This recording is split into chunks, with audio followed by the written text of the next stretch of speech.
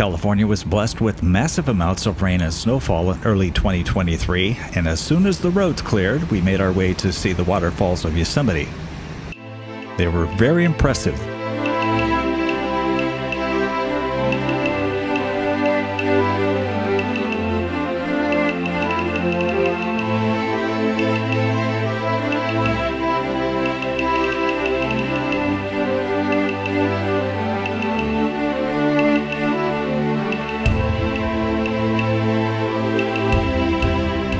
On our way to a hike at Vernal Falls, I stopped to get some video of the beautiful stone building in Yosemite Valley known as the LeConte Memorial Lodge. It does not, however, offer overnight accommodations. Joseph LeConte, who lived from 1828 to 1901, was a noted professor of geology, botany, and natural history.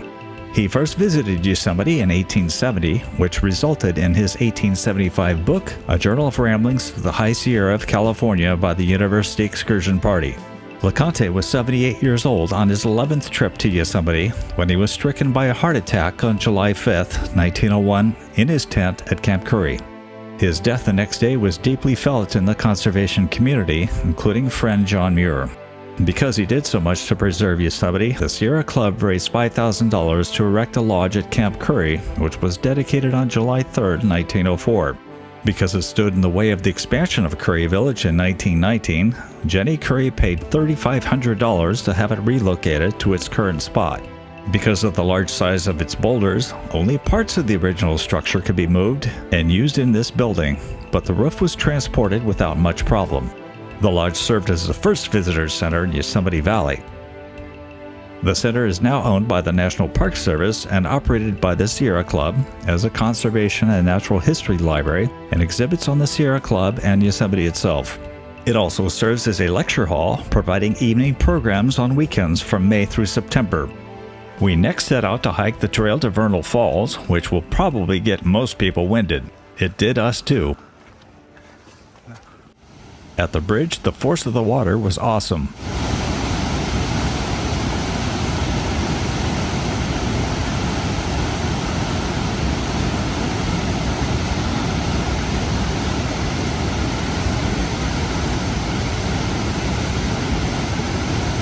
Well, we didn't quite make it to Vernal Falls, but that's the way it goes. You really have to admire the craftsmanship that went into making a bridge like this. The Happy Isles Bridge over the Merced River was built in 1929 with a span of 75 feet and 2 equestrian subways in its abutments. Its cost was under $47,000, which is worth about $830,000 today.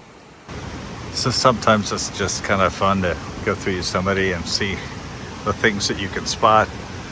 Like, I wonder how many years has this root grabbed that rock and then flicked it in the air when this tree died.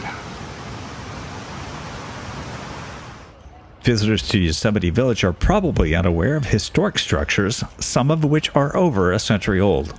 Postal Service in Yosemite was established in 1869, which was 21 years before the formal establishment of Yosemite National Park. Yosemite Valley's first tourist and settler, James Hutchins, was appointed the first postmaster.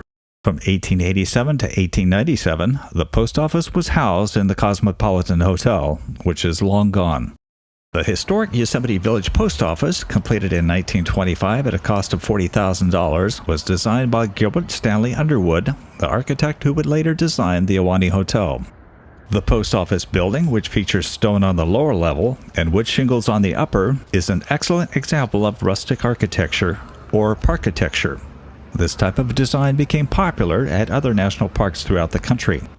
Okay, well, I thought it was closed, but it's definitely open. And look at this. I'm going to show you the old mailboxes. That's so cool. It looks like something from the 20s or 30s. Isn't that cool?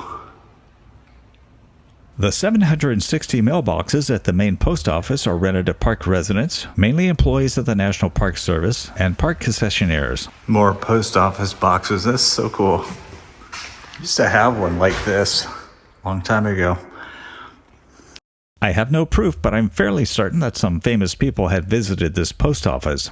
But I did find a 1926 photo showing Secretary of the Interior Hubert work at this window counter with Stephen Mather, the first National Park director. Famous photographer Ansel Adams was closely associated with Yosemite and operated in this studio in the village. Ansel Adams rose to prominence as a photographer of the American West, particularly Yosemite National Park, using his work to promote conservation of wilderness areas. His iconic black and white images helped to establish photography among the fine arts.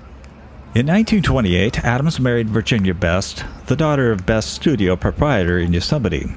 She inherited the studio from her father upon his death in 1935, and the Adamses continued to operate the studio until 1971. The business, now known as the Ansel Adams Gallery, remains in the family. I came across this interesting plaque about a time capsule that was buried under this large boulder in 1990, and I suspect I won't be around when it's opened in 2090, unless I happen to live to be 129 years old.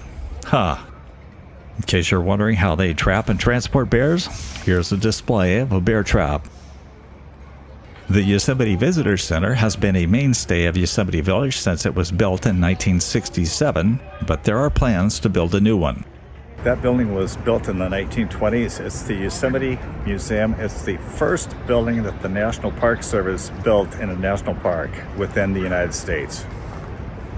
Getting a lot of attention outside the museum is a 9-foot section of a giant sequoia tree cut from the Mariposa Grove after it fell in 1919. The tree was found to be at least 1,100 years old when it fell. Markers pinpoint rings of the tree during specific historical events. Actually, no. There used to be a landing of the Norwegian logs, whatever. The first person who was discovered America. The Yosemite Museum mostly concentrates on the Native Americans who populated the valley before white men. The Indian motorcycle here only serves as an interesting tie-in to the original valley occupants. The museum is replete with Indian baskets and pottery and other types of memorabilia. Also on display are the works of Lucy Tellas and Alice Wilson, Native Americans who lived in Yosemite and both who died in the 1950s. There's also a diorama that shows the close-knit workings of an Indian family in Yosemite long ago. Also on display are bows and arrows, as well as primitive Native American athletic equipment in the form of sticks and rocks used for children's games. Mac Bridgeport Tom is remembered in this display that includes a rifle and moccasins. Tom was not a medicine man, but it was claimed he could heal through the spirit. These arrowheads were created from obsidian that was found near Bodie on the other side of Yosemite and the Eastern Sierra.